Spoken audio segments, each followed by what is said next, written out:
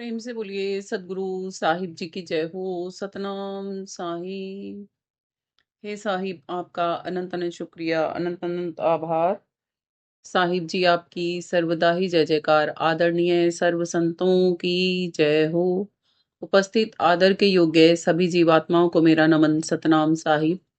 आप सब में बैठे परमपिता परमात्मा को शिष्य नमन। जड़ भरत की, जो कि एक भगत के रूप में थे, उनके बारे में भी आप सुन रखा है। जड़ भरत कौन थे? एक राजा थे। राजा करने के बाद उन्होंने भक्ति की। भक्ति इतनी की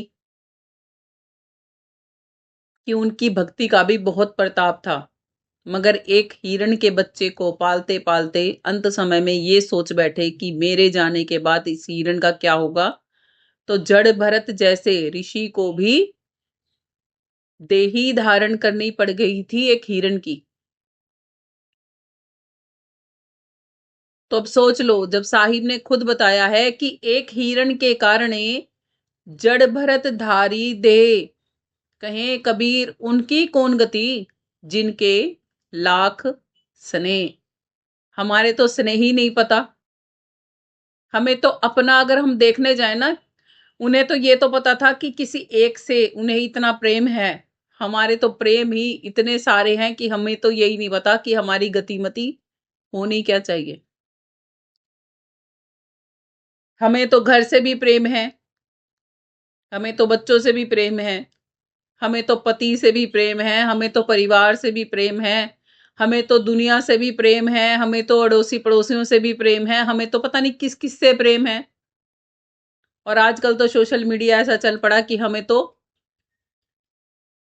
सोशल मीडिया पे कोई हमारे साथ एक बार फ्रेंड रिक्वेस्ट शेयर कर ले, हम उसकी पूरी जिंदगी जानने में भी लग जाते हैं। हमें तो उनसे भी प्रेम है। नहीं तो हम किसी की जिंदगी जानना क्यों चाहेंगे जिसमें हमें इंटरेस्ट नहीं, तो है ना। तो हमारी क्या गतिमति होगी। नानक जी कहते हैं कि अंत समय में जिसको भी, ये श्री गीता में भी कहा गया है कि हम अंत समय में जिसको भी सुमरते मरते हैं तो हमारी गतिमति प्रथम में वहीं पर ही हो जाती है। नानक जी कहते हैं अंत समय में पति को सुमरते मरे तो कुकर योनि बलबल तरे, कुत्ता बनना पड़ता है, हमें कुत्ता या कुतिया बनना पड़ता है। अंत समय में बच्चों को सुमरते मरे तो सुअर योनि बलबल तरे।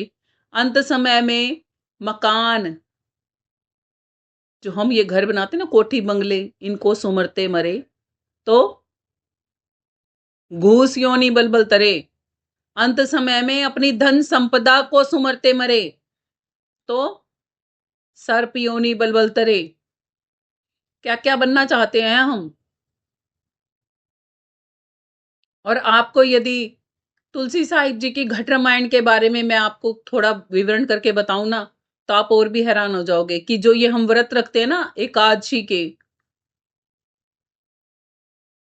इनको रखने के बाद हमें पता है क्या बनना पड़ता है। मगरमच्छ, बकरी, जाने क्या क्या तन मिलते हैं हमें।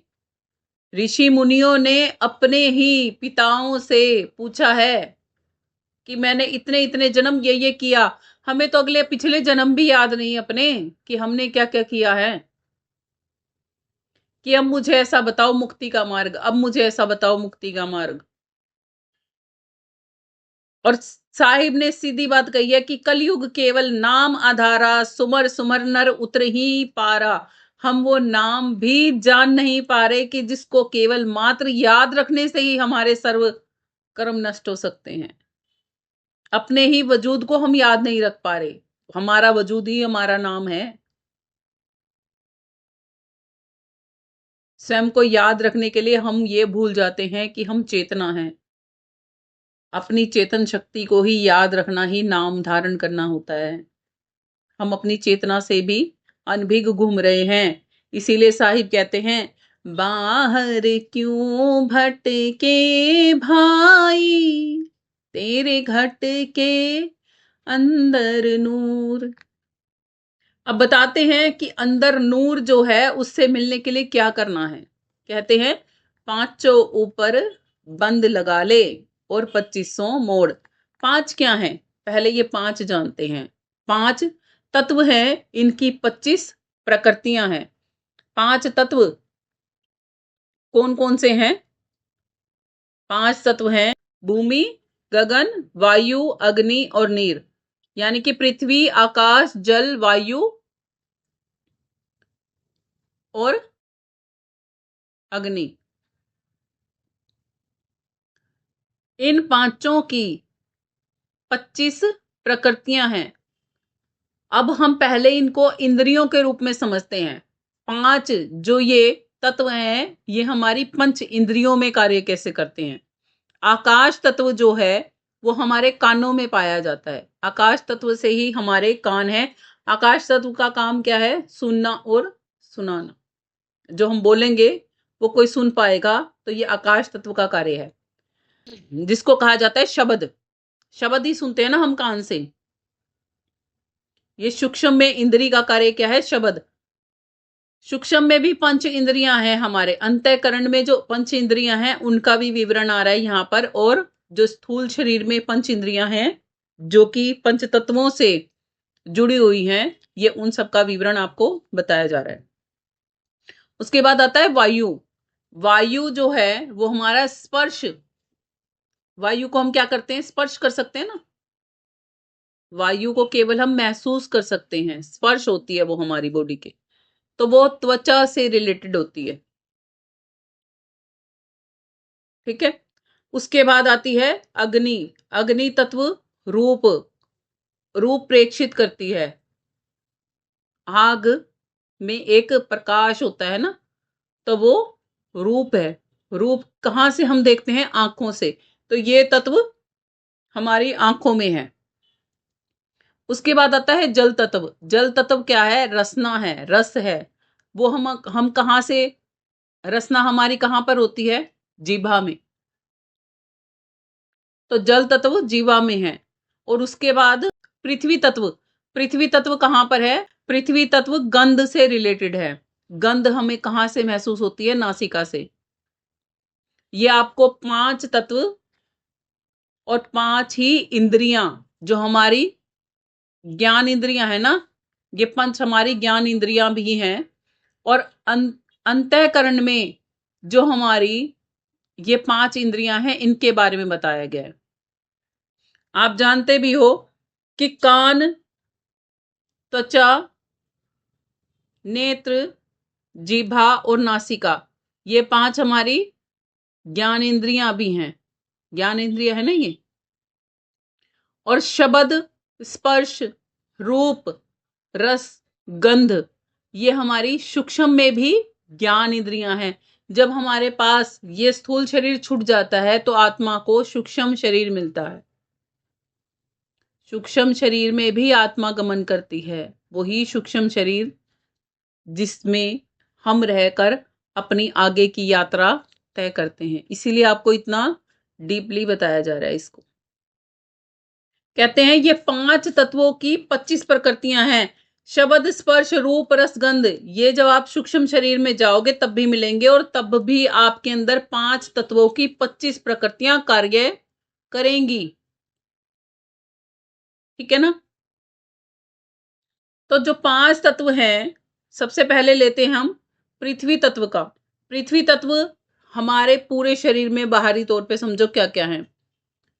हड्डियां, मांस, त्वचा, रोम और नाड़ी। जो हमारी हड्डी हैं वो मांस, त्वचा, रोम, रोम छिद्र और नाड़ी, ये हमारी पृथ्वी तत्व है। वायु तत्व है ये बोलना, चलना, फैलना, सिकुड़ना, ऊपर नीचे श्वासों का होना। आकाश तत्व होता है काम, क्रोध, लोभ, मोह और भय। अग्नि तत्व में आती हैं भूख, प्यास, निंद्रा, जमाई और मैथुन करना। ये अग्नि तत्व हैं। भूख लगना, प्यास लगना, निंद्रा आना, जमाई आना और मैथुन करना। और नीर जल तत्व में क्या आता है? खून, लार, पसीना, मूत्र और वीर्या। खून, लार, पसीना, मूत्र और वीर्या, ये हमारा जल तत्व है। ये हमारी 5 प्रकृतियां हैं। अब हमारे अंदर में प्राण वायु में 10 प्रकार की वायु बहती हैं। प्राण वायु एक अलग वायु है, जिसके बाद हमारे तन में 10 वायु और हैं। उन वायुओं को हम कहते हैं प्राण, अपान, उदान, व्यायाम और समान। उपप्राण में आती हैं नाग, कुरुम, किरकल, धनंजय और देवदत्त। ये हमारी 10 वायु हैं जो हमारे शरीर में कार्य करती हैं। ये 5 वायु प्राण वायु जो हैं ये पृथ्वी तत्व से जुड़ी हुई हैं और 5 वायु आकाश तत्व से जुड़ी हुई हैं। प्राण, अपान, उदान, व्यायाम और समान, ये तो हमारी 5 वायु जो हैं ये प्राण वायु कहलाती हैं। ये पृथ्वी तत्व से जुड़ी हुई हैं।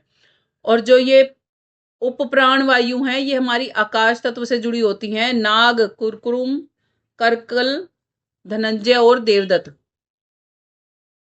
ये आपको इतना डीपली इसलिए बताया जा रहा है ताकि आप 5 ऊपर बंद लगा ले और 2500 मोड़ इसको समझ पाओ कि ये क्या चीज है। जब आप इन 5 पे बंद लगाओगे, मतलब इनको कंट्रोल में करोगे ना, तो ये 25 अपने आप ही मुड़ने लगेंगे। मगर इन 25 की कोई ना कोई प्रक्रिया जब आपको दिखाई देगी, जब आप इन 5 को कंट्रोल करने लगोगे। और जब हम सामने से बैठ के साधना करने लगते हैं तब भी हमें एक रूप ही के ऊपर टिकना होता है, जिसको हम नूर का रूप कहते हैं। नूर का रूप कहते हैं ना, नूर में भी तो रूप ही है, एक प्रकाश भी तो एक रूप ही है जिस पर हमें टिकना होता है। वहां पर जब हम टिकते हैं तब हमारी बाकी इंद्रियां भी हमें उकसाती हैं।